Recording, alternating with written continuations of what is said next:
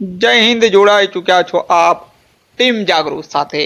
વાત કરવી છે છોટાઉદેપુરનો જળ આધાર એવા ચેક ડેમની પ્લેટો પાણીમાં તણાઈ ગઈ કે કોઈ દ્વારા કાઢી લેવામાં આવી। શું છે વાત જાણીશું વિગતવાર। ચેક ડેમની પ્લેટો કોઈ કાઢી ગયું છે કે રેતી માફિયાઓ દ્વારા જાણી જોઈ તેને હટાવી દેવામાં આવી છે તેવા પ્રશ્નો છોટાઉદેપુર નગરમાં ચર્ચાઈ રહ્યા છે। પ્લેટો વગર પાણીનો સંગ્રહ કેમ કેમ થશે અને જો સંગ્રહ નહીં થાય તો ઉનાળામાં છોટાઉદેપુરના નગરજનોને તરસ્યા રહેવાનો ફરી એકવાર વારો આવશે એવી પણ વાતો ફેલાઈ રહી છે।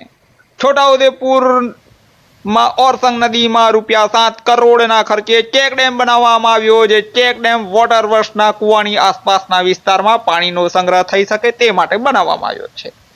દર વર્ષની જેમ ઉનાળામાં પ્રજાને પાણીની તકલીફ ના પડે તે હેતુથી બનાવવામાં આવેલો આ ચેક ડેમ, જેમાં પાણીનો સંગ્રહ કરવા માટે દરવાજામાં ફાઇબરની પ્લેટો લગાડવામાં આવી હતી, જે ચોમાસા દરમિયાન અને શિયાળા દરમિયાન પાણીનો સંગ્રહ કરે।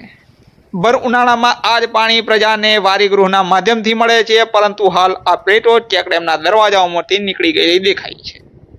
અમુક પ્લેટો તો દરવાજાઓમાંથી અદ્રશ્ય થઈ ગઈ છે, જેને લઈને પાણીનો નિરંતર બગાડ થઈ રહ્યો છે, વેસ્ટ પાણી વહી રહ્યું છે।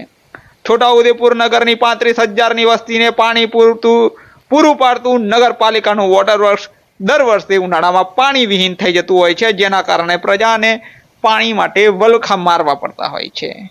પ્રજા સુધી પાણી પહોંચતું કરવું અઘરું પડે છે, જે સમસ્યાના નિવારણ માટે પાલિકા દ્વારા વોટર વર્ક્સના વિસ્તારમાં ઓરસંગ નદીમાં ₹7 કરોડના માતબાર ખર્ચે ચેક ડેમ બનાવવામાં આવ્યો, જે ખૂબ વખાણવા લાયક બાબત છે, પરંતુ હાલમાં ચેક ડેમ માટે તંત્ર દ્વારા કોઈ જ કાળજી લેવામાં આવતી નથી। પાણીના સ્તર ઘટી જાય ઉનાળામાં અને બેફામ રેતી ખનનને કારણે નદીમાં પાણી બચતું નથી।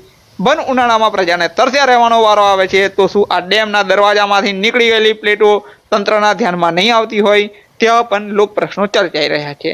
અત્રે ઉલ્લેખનીય છે કે ચેક ડેમથી ઉપરના વિસ્તાર તરફ રેલવે બ્રિજ આવેલો છે, જે બ્રિજની આગળના વિસ્તારમાં સદર જગ્યામાં ફૂલ પાણીનો સંગ્રહ થતો હોય છે, પરંતુ ઉપરના મોટા પાયે ગેરકાયદેસર રેત ખનન ચાલતું હોય ત્યારે આ ચેક ડેમના પાણીનો ઘેરાવો ઓછો કરવાના બદ ઇરાદે ચેક ડેમની પ્લેટો ગેરકાયદેસર રેતી ખનન કરતા માફિયાઓ દ્વારા કાઢી નખાતી હોય એવી પણ માહિતીઓ મળી રહી છે। ત્યારે આ ચેક ડેમની પાસે સુમસાન જગ્યા પર શું ધંધા થઈ રહ્યા છે, કોના ઈશારે, કોની રહેમની નજર હેઠળ આ ચાલી રહ્યું છે, આ પણ એક વિચારવા બાબત પ્રશ્ન છે। પ્રજાને પડતી પાણીની સમસ્યા શું સત્તાધીશોની ધ્યાન નહીં હોય કે પછી મુઠ્ઠીભર રેતીની માફિયાઓ દ્વારા સત્તાધીશોને ગાંઠતા નથી, તેમ પણ ચર્ચા ચાલી રહી છે। જ્યારે વાળ ચીબડા ગળવાનું ચાલુ કરે ત્યારે ચોર બેફામ બને છે, એવો જ ઘાટ છોટાઉદેપુર નગરપાલિકાનો થઈ રહ્યો છે। ત્યારે આ ₹7 કરોડના માતબાર ખર્ચે બનેલો ચેક ડેમ છેલ્લે ઉનાળામાં છોટાઉદેપુરની જનતાને ફરી તરસ્યા રહેવું પડશે કે કેમ એ જ જોવું રહ્યું।